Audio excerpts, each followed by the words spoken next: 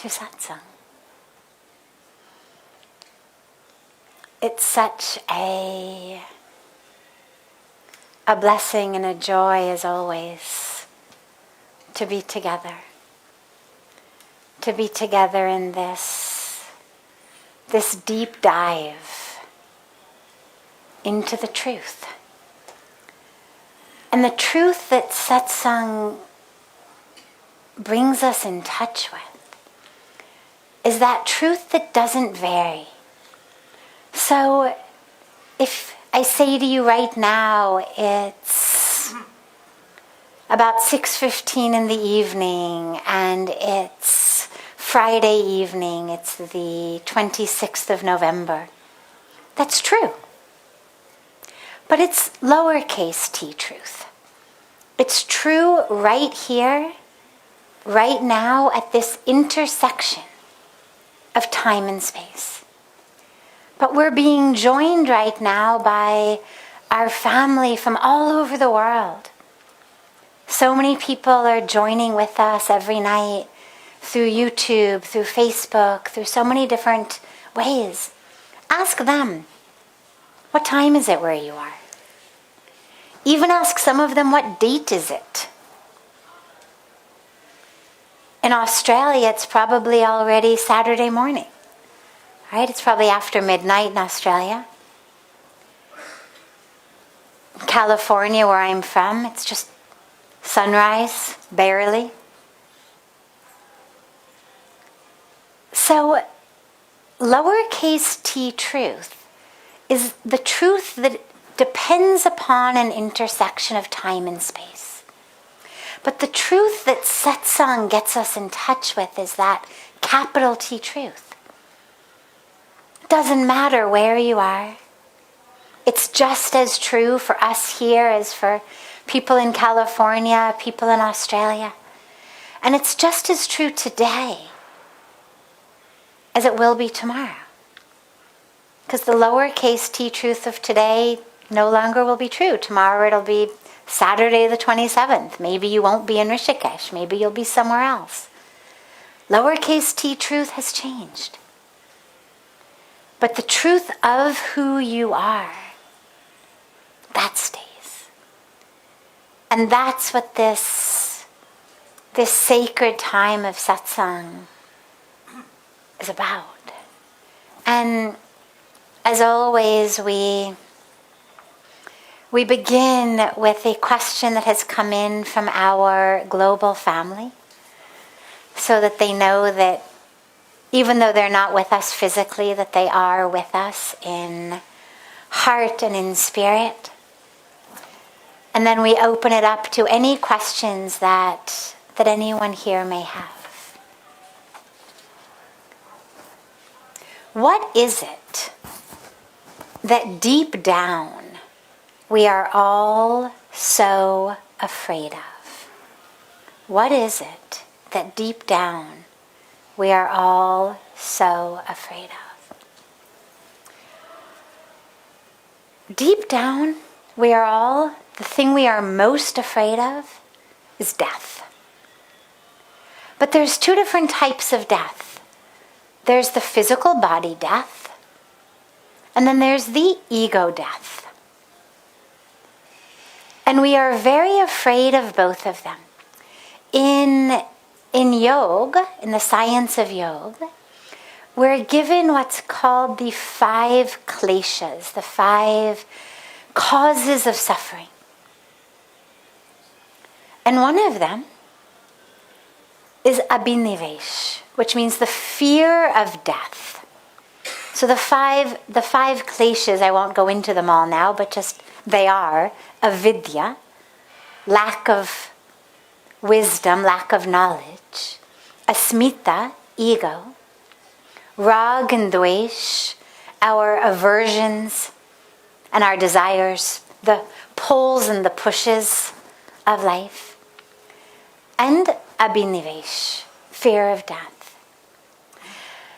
And the dilemma is that fear of death keeps us living as though we were already dead. So for example, if we went around, I won't do it, don't worry, I don't pick on people unasked, but if we did, if this were like a classroom, and I went around and I asked you all, what is the greatest cause of your stress? Your greatest stress. Let's say, for example, that you said it was your job. You were afraid that you were going to get fired from your job, or that you were afraid you weren't going to get a job. We'll just take that as an example. If you say, it's a beautiful practice. If you say, okay, Cello, let's assume our worst case fear has happened. I've been fired from my job, or I didn't get the job that I wanted. Okay, then what? Well, then I won't have any money. Okay, then what? Well, then I'll be homeless. Okay, then what? Well, then I won't have any food to eat. Okay, then what? And eventually what you find is the then what answer is, then I will die. Okay? So the reason I am so worried about my job is because on a deep level, I may not be aware of it consciously, but on a deep level, I have made that leap from my job to my death. If I don't get this job, I will die.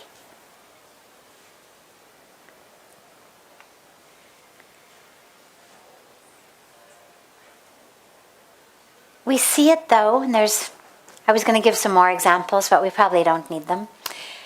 We all understand. Take any fear that you have. Well, Cello, let us take one more. The other main fear that people have is illness of themselves or illness of a loved one. Okay? So illness of the self, it's obvious. Yes, I'm afraid I will get sick because then I will die. But illness of a loved one becomes very interesting. Okay, I'm very worried that my loved one will get sick. Fine, let us say it has happened. The loved one is sick, then what? Well, then what if they die? Okay, let's say they've died, then what? Then I will be all alone. Okay, you're all alone. Then what? Then I will be miserable. Okay, you're miserable. Then what? Then I will die. Then I will die. That aloneness and that misery, I will die. And so the fear, wherever we begin, fear of something work-related, fear of something relationship-related, the end result of them all is, then I will die. And so the way to overcome that is actually quite simple. It's not easy, but it's quite simple. Recognize that you are going to die. It's the only non-negotiable guarantee. Whether you die of hunger because you're homeless, you die of a broken heart because your loved one got sick and died, you die of cancer, heart disease, car accident, old age, COVID, malaria. I mean, there's no shortage of options. We're all going to die. You know, right across Ganga from us, on our beautiful Parmarth Ghat, if you go across Ganga and then you go down Ganga, is where the cremation ghats of Rishikesh are. And I remember the very first time that I saw a cremation taking place. And inside me I thought, oh my God, those people must be so hurt seeing us here, celebrating, singing, when their loved one has died and they are sitting at a cremation. And then I realized that it's actually such a beautiful teaching, because over there is the cremation. There's death and there's misery and grief. Over here, there's life, celebration, joy, ecstasy. And it feels very safe because we've got this really big Ganga in between us. Death is on the other side. But the truth is, you only go a few feet above the water, and the flames of the cremation merge with the flames from our arti. And you no longer can tease apart what is a flame of death or a flame of life. This separation between death and life is very superficial. And it only exists right on this very shallow plane of existence. Because the minute we rise a little bit above Ganga, those flames become one. And to realize today, I am here celebrating, dancing. But tomorrow, I could be the one over there, mourning the loss of the loved one. Or I could be the one in the flames tomorrow. And it's a very beautiful meditation to keep your eyes open. And this is why one of the very traditional sadhanas given to those who are going deep on a spiritual path is to meditate at the burning ghats. They send them to meditate where corpses are being burned. Why? To realize this is us. This is us. Today, here I am, the one dancing and singing. But can I realize I am also the one mourning? I'm also the one burning. And it's a very powerful meditation to keep your eyes open while that cremation is going on. Staying grounded and anchored in the celebration, the joy, the love, the life of the arti. And simultaneously, open your awareness to the presence of that grief. And even to the presence of death. Because we are not separate from them. We are one with them. So the way out of, the freedom from this fear of death is to recognize we're all dying. And ultimately there's nothing we can do about it. Yes, eat healthy, exercise, get enough sleep, wear your seatbelt, drive slowly. But ultimately it's in the divine's hands, we know that. Swami Vivekananda said so beautifully, he said, the bullet that is meant to take my life will take it, even if I am surrounded by 1,000 guards. And the bullet that is not meant to take my life won't take it, even if it is fired at point blank range. So ultimately it's not in our hands. But we have to accept that because it's the core truth of life. We are dying. And so then the question becomes, well, okay, so I know I'm dying. Let me at least, for God's sakes, live before I die. This fear of death kills us before we die. I'm so afraid about the job, about the house, about the relationship, that I live my life with this death grip on life. So we have to live. But along with that, the other piece is that ego death. Because when you say to people, what are you most afraid of? What are you most stressed about? Some will say the job, some will say a loved one getting sick. Some will give you things that actually end up not in physical death, but in humiliation. So for example, if you look at phobias, I'm a student of psychology, so if you look at phobias, what people are most afraid of, well, most of them are things that have to do with protecting our physical bodies. Afraid of heights. That's good. We should be afraid of heights. Afraid of very closed spaces. That's good also. You don't want to suffocate. But then you get people with phobias about public speaking. Public speaking is, I think, the single number one fear that most people have. They've done all these studies. What is your greatest fear? Public speaking. Even just in the office, you have to stand up and present a report, present a proposal, lead the group. This terrifies people. The number of people who go to therapists, coaches, hypnotists to help them overcome this fear of public speaking. Now you think, that's very interesting, because what's the greatest fear? Okay, I make a horrible fool of myself. I freeze. I forget everything I'm going to say. I can't speak. Okay, so you made a fool of yourself. Big deal. But that's a big terror for people, and it's a terror because it's an ego death. And we are so identified with our ego, with our identification, with our stories, with our dramas, with our roles, that we fear ego death like we fear physical death.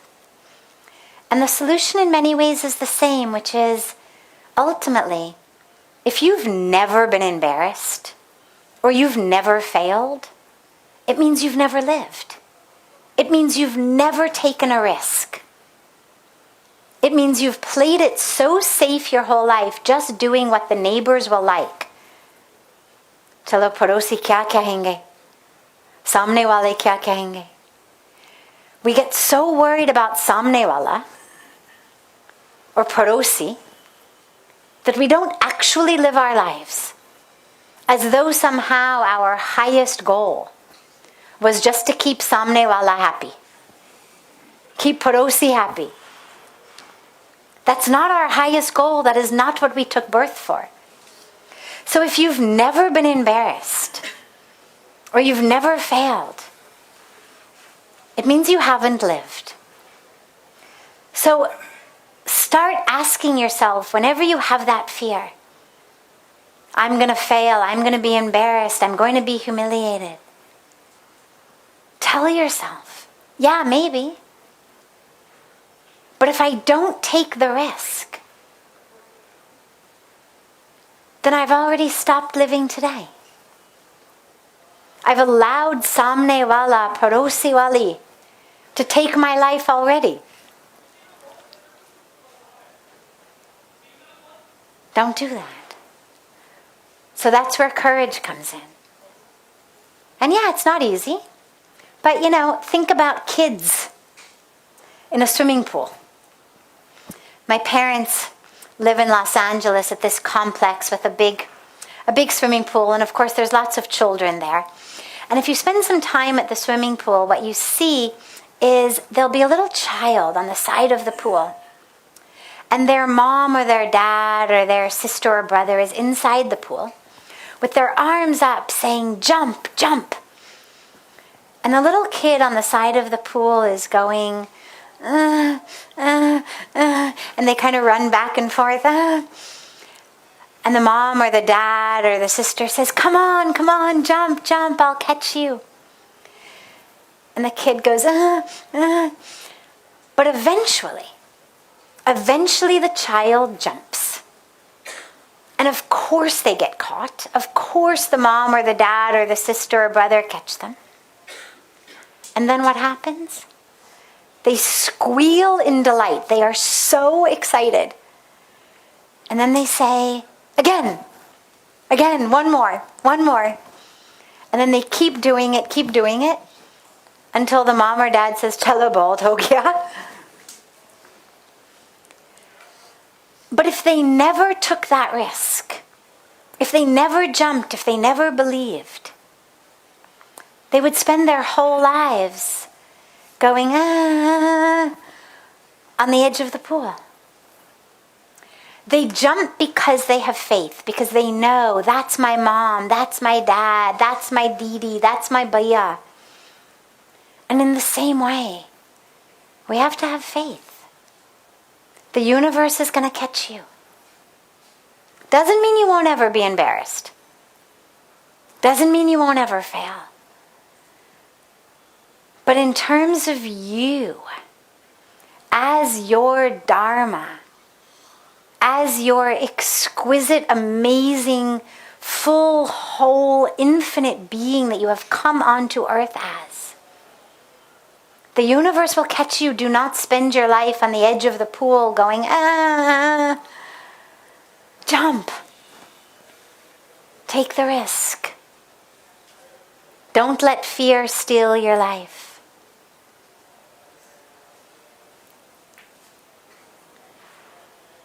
Does anyone here have a question? Yes. Ma'am, what?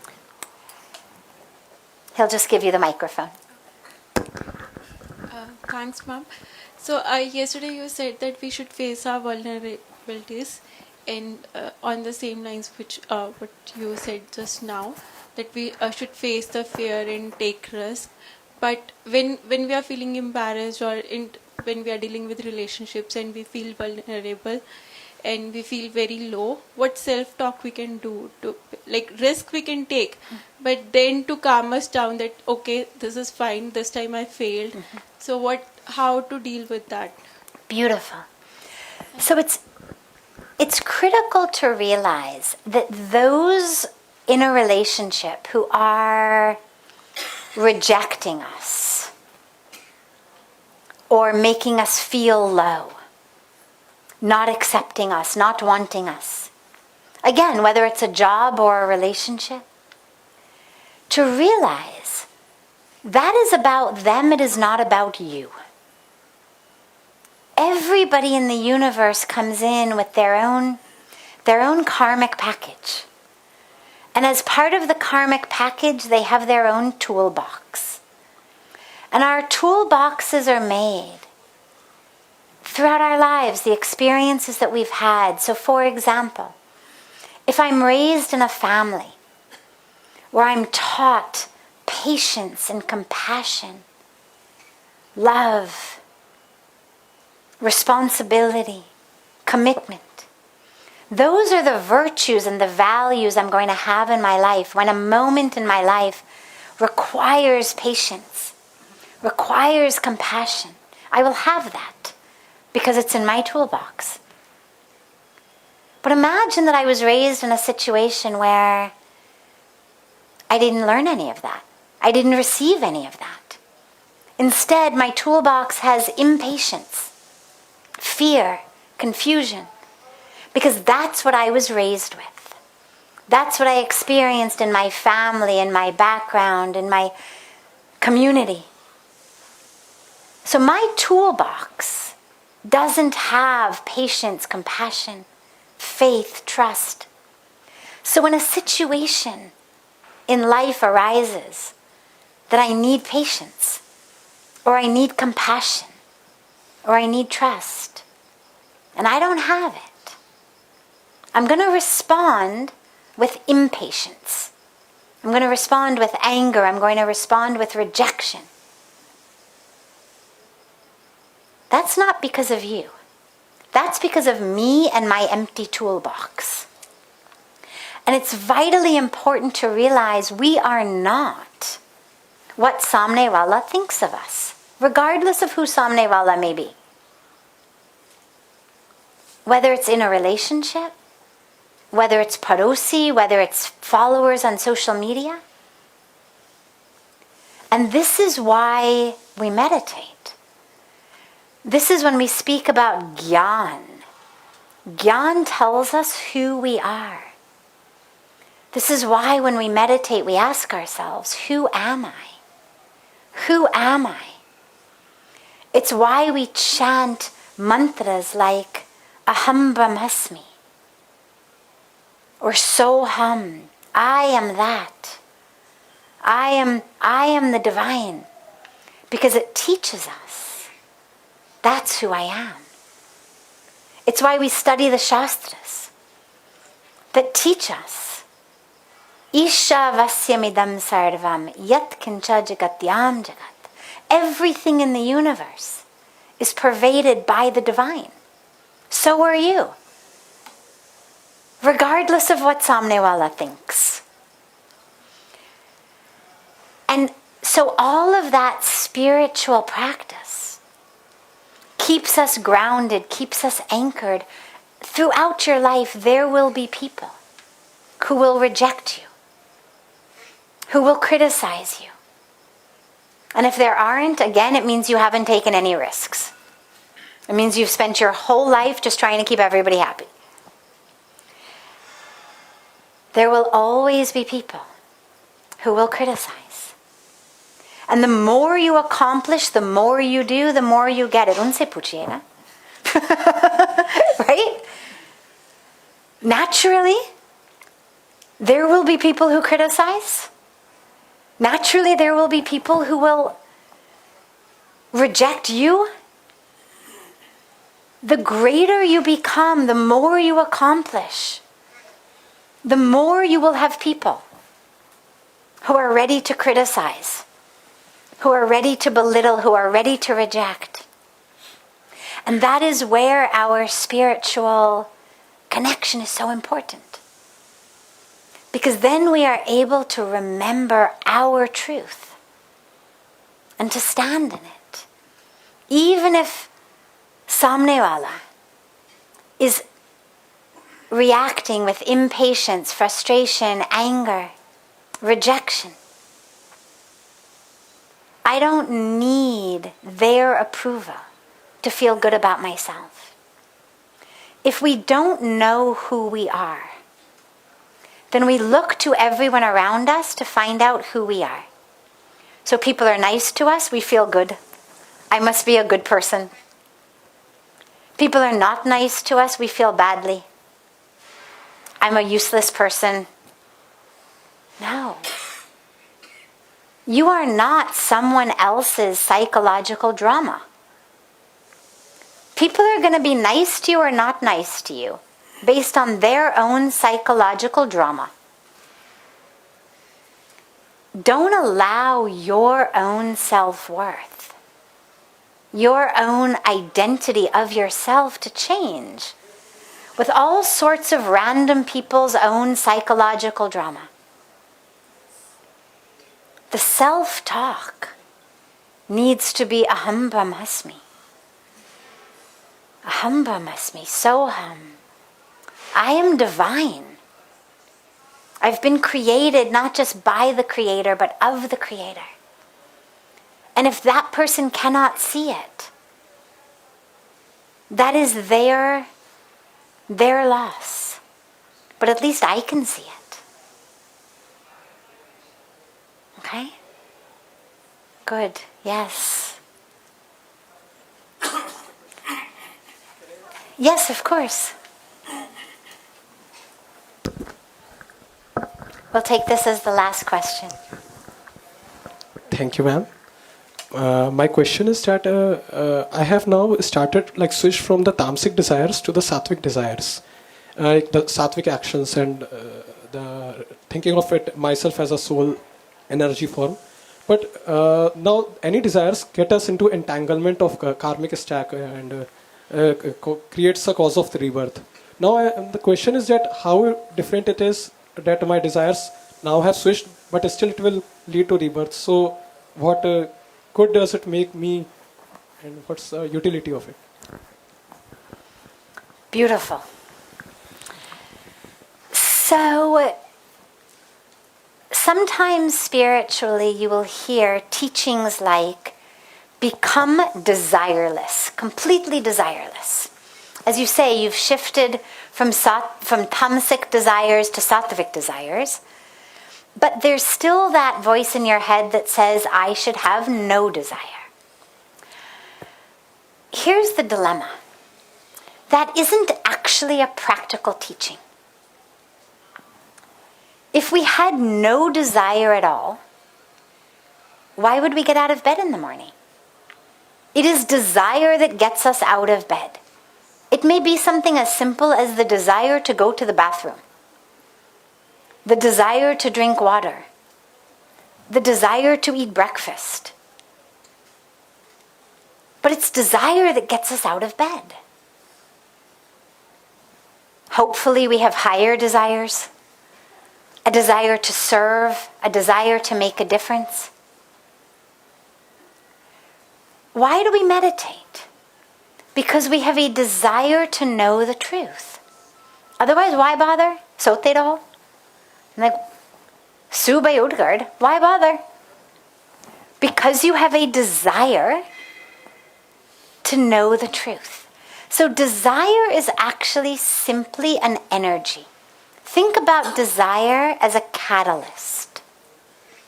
It's just an energy. It's what moves things. It's neither good nor it's bad.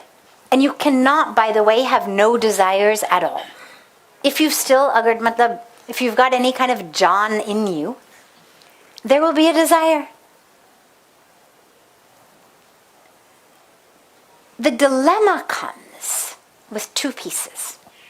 Number one, when our desires are not fulfilled, whether they are tamasic desires or sattvic desires, when they are not fulfilled, we become frustrated.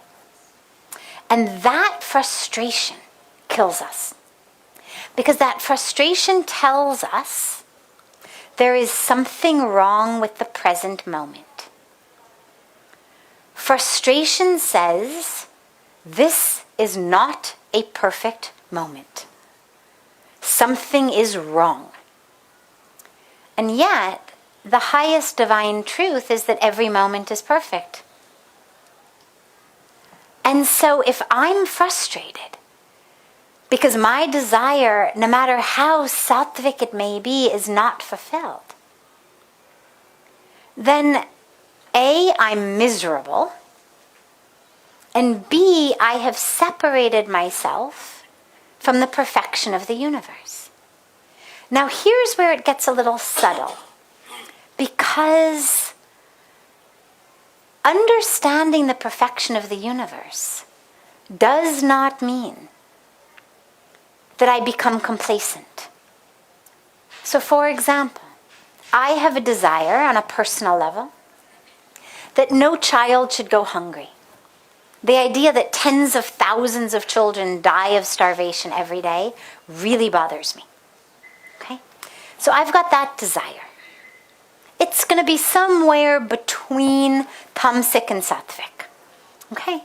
Or a desire to experience God. But it's also not a tamasic desire. We'll call it just a well-intended desire. It's kind of rajasic. Okay. But here becomes the dilemma. You could say that's a good desire to have. It's something we work for in all of our teachings and sharings and advocacy around people becoming vegetarian. Well, one of the reasons for that, one of the main reasons is that the meat industry, animal agriculture, the raising of animals for food, is one of the greatest causes of world hunger.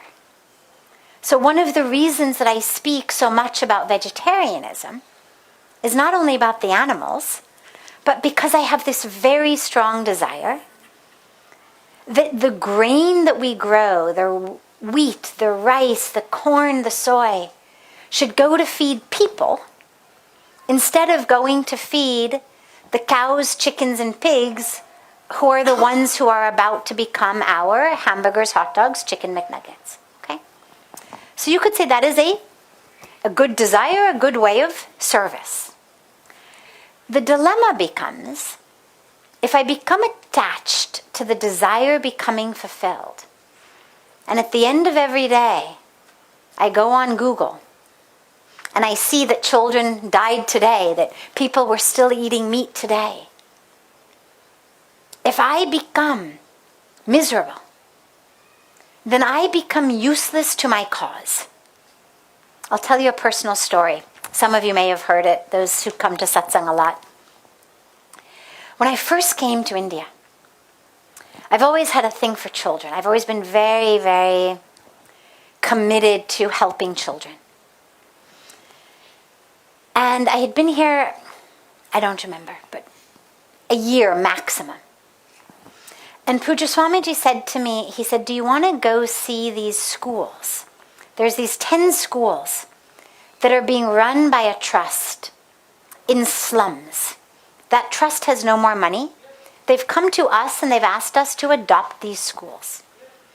Would you like to come and see them? And of course I said, yes, yes.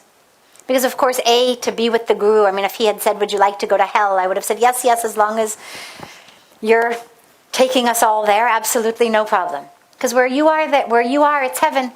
Anyway, so yes, because the Guru was going, but also yes, because I very much wanted to help children.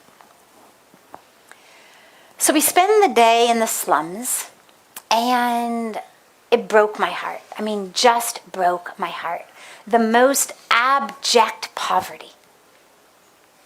People living outside, living in tents. I mean, nothing. Cooking over, gasoline and wood and whatnot outside and everything. Oh. Makes me cry 25 years later just to think about it. So we get back in the evening. And I'm crying and crying and crying, and it's dinner time, and Pujya Swamiji says, go have your dinner. And I'm crying, and I say, I can't, how can I eat these children?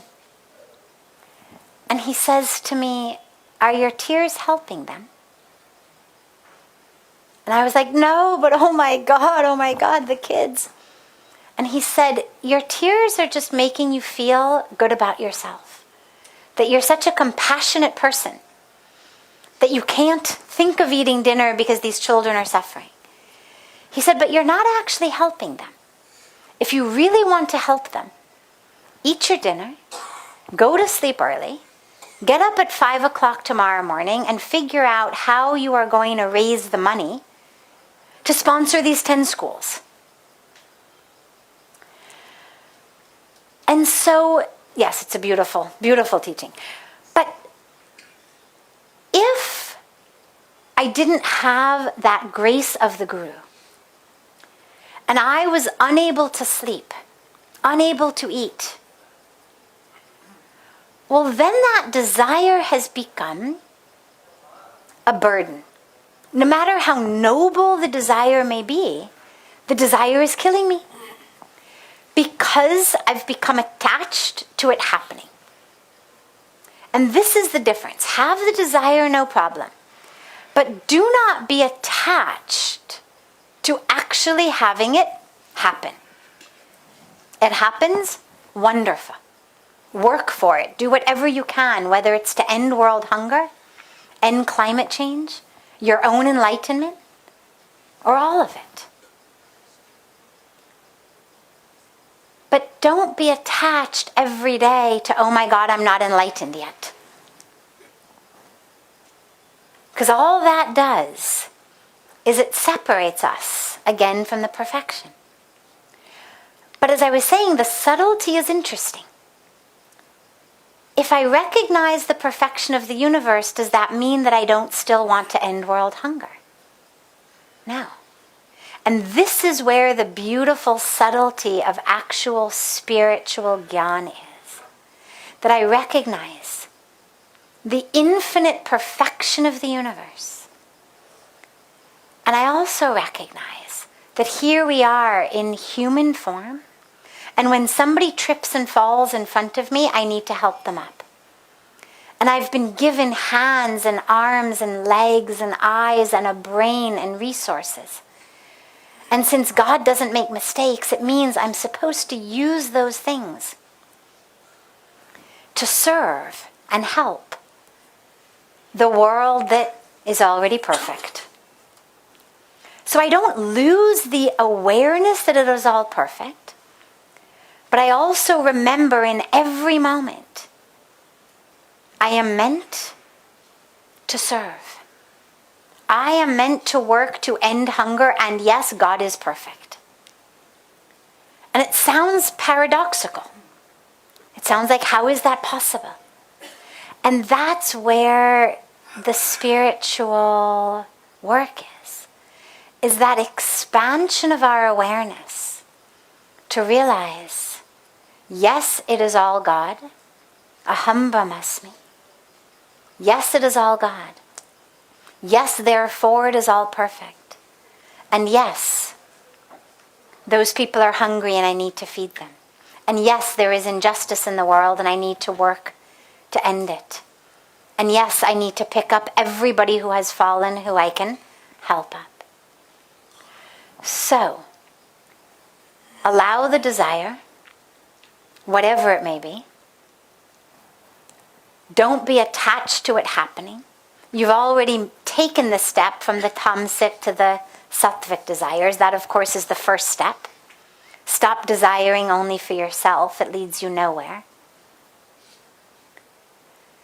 But now that you've got these sattvic desires, you have to hold the desire, because that's what's going to make you get up and meditate. Do your japa. Not go out to party so you can go to sleep early, so you can get up early. And yet, when your meditation for the day is over and you're still not fully enlightened, instead of getting frustrated or upset, you realize the perfection of the universe. Oh God, okay. Yet another beautiful day, fully aware of the very humanness of myself and all of my human failings and fragilities. No problem. No problem. And lastly, you raised the point about karma and rebirth. Last point. You mentioned that our desires are that, even if they're sattvic, that keep us coming back. So yes, in the Bhagavad Gita, Lord Krishna explains this so beautifully. Whatever we do, that action is karma. The results of it, the fruit of that, we have to come back and eat. Some will be sweet, some will be bitter. They don't cancel each other out, unfortunately. We're going to have to come back and eat that fruit. And yet, that's when Arjuna says, fine, then I'm just not going to act. Forget it. I don't want to accrue any karma. I won't act at all. And that's where Bhagwan Krishna says, Sambhavniye. You can't not act. You can sit down, you can close your eyes, you can sit on your hands. You cannot budge, but you are still acting. Because to not do your duty, to not fulfill your dharma, is an action.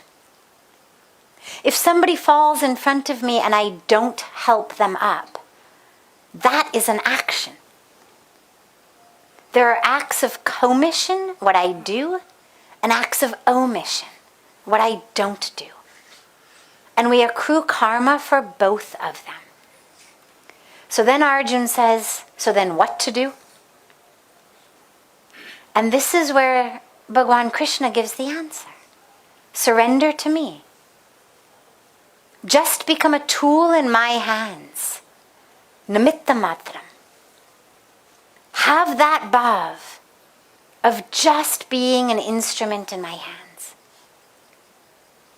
And for our non-Sanskrit speaking, non-people subscribing to Sanatan Dharma, joining us from all over the world, by the way, it's actually the same teaching that St. Francis of Assisi gave. In the prayer of St. Francis of Assisi, when he says, O Lord, let me be an instrument of thy peace. Make me an instrument of thy peace. Where there is darkness, let me bring light. Where there is despair, hope. Where there is injury, pardon. So this is not a teaching only if the Bhagavad Gita is your scripture of choice. But as we in Sanatan Dharma believe in rebirth and reincarnation and karma, the only way out is this nimitta matram bhav. Just have that feeling to God, I am not the doer. I am just the instrument. Like this microphone is not going to accrue any karma based on the quality of what I speak. Right? It's not going to get sweet fruits for a really good talk. It's not going to get bitter fruits for one that didn't go so well. It's just an instrument. Nobody's going to hold the mic responsible. If I say something slanderous or I say something horrible, nobody's going to come up and beat the microphone. How dare you relay that?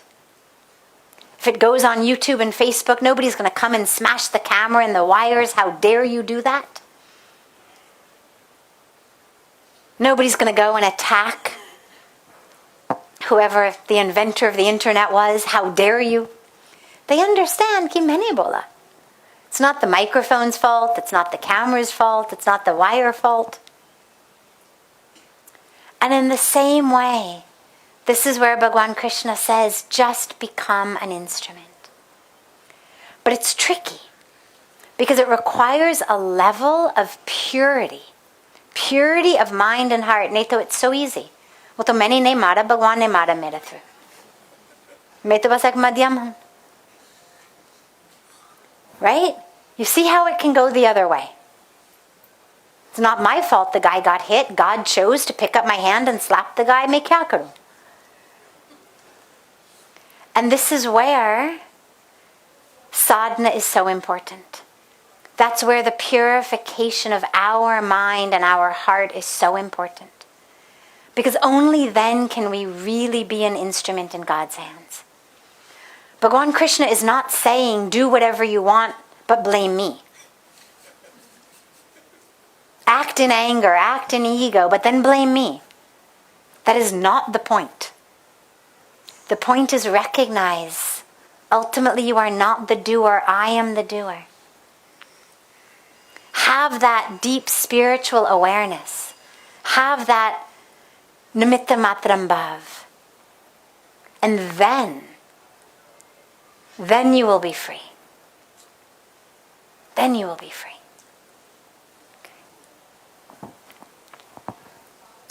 Beautiful. Have a beautiful rest of your evening. A wonderful morning and afternoon to our family joining from all over the world. And I look so forward to being together with you all again tomorrow.